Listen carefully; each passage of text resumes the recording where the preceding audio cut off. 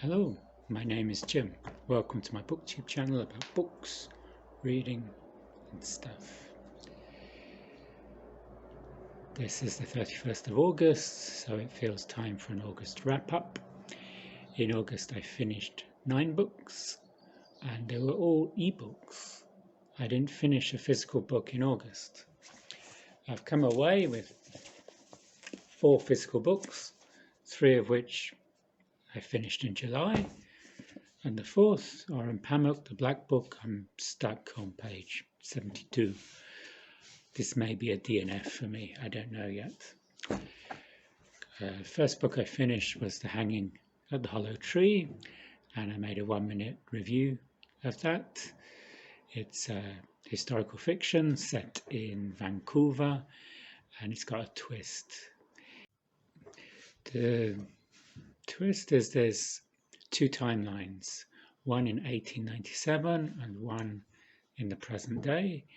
In 1897, there's a detective working on a case of a mysterious hanging, which is alluded to in the title, and by a journal he can connect with an archivist in 2017. So it requires a little suspension of disbelief, but it was a good story and I gave it 4 stars. Second book I finished was Forager by Peter R. Stone. This is a post-apocalyptic YA novel set in Melbourne about 100 years in the future, with these groups around the nuked remains of Melbourne who go into the city. This is a funny book for me because it felt like the book I wanted to write when I was a teenager, about a post-apocalyptic, post-nuclear world where there's one city and there's a repressive regime. It had the vibe I wanted, and I made a video about this as well. I'll link here. Then I read Grub Rider by Louis L'Amour, this collection of 7 short stories for Louis L'Amour, the famous Western writer, and I made a 1-minute review about that. Then I read an arc, When We Had Wings, by Ariel Lorhainne, Christina McNorris and Suzanne Meissner, 3 authors, and it's about 3 nurses in the Second World War in the Philippines.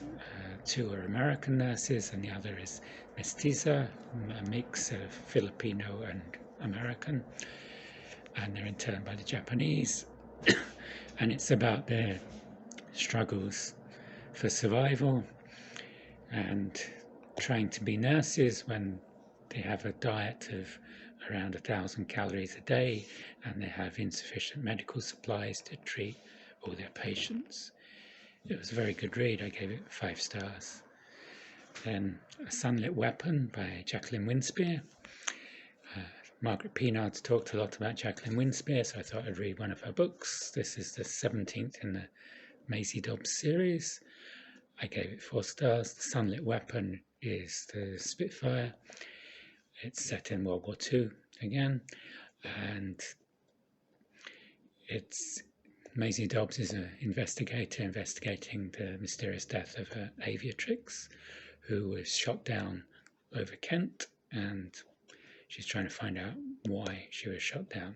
There's also a cameo by Eleanor Roosevelt. Then another Western, Jargan by Max Brand. This is about a gambler who saves the life of an Argentinian and then goes to the Argentine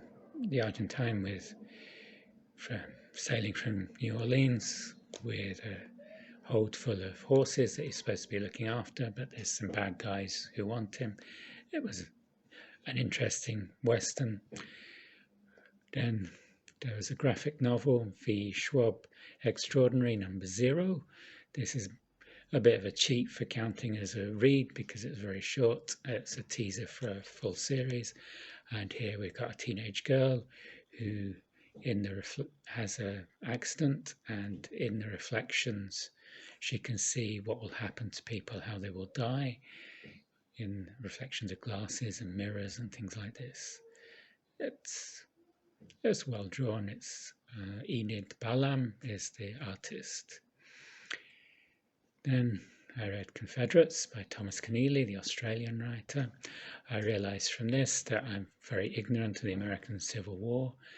This follows the Shenandoah volunteers in 1862 under the command of General Stonewall Jackson, and it's about what happens to them in Virginia and Maryland. It finishes with the Battle of Sharpsburg, or Antietam, which is the bloodiest battle on American soil, the bloodiest day in American history.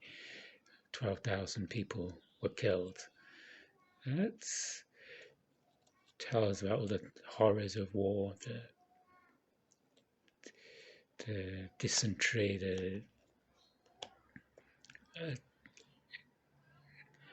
the only other book I've read about the American Civil War was Stephen Crane's Red Badge of Courage, which is another very good book. And the final book I finished was The Hunted by Lorhainne Eckhart.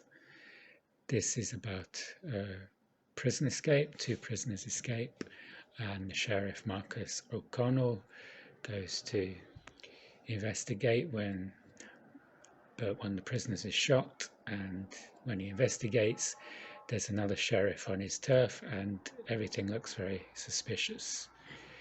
And so he's looking for the second escaped prisoner, but he doesn't want the other law enforcement agencies from the neighbouring county to know what he's doing. So those were the 9 books I finished in August, and the first 5 I've already put out videos about them. If you enjoyed this video, you can like and subscribe below, and I'll see you on the next video. Goodbye.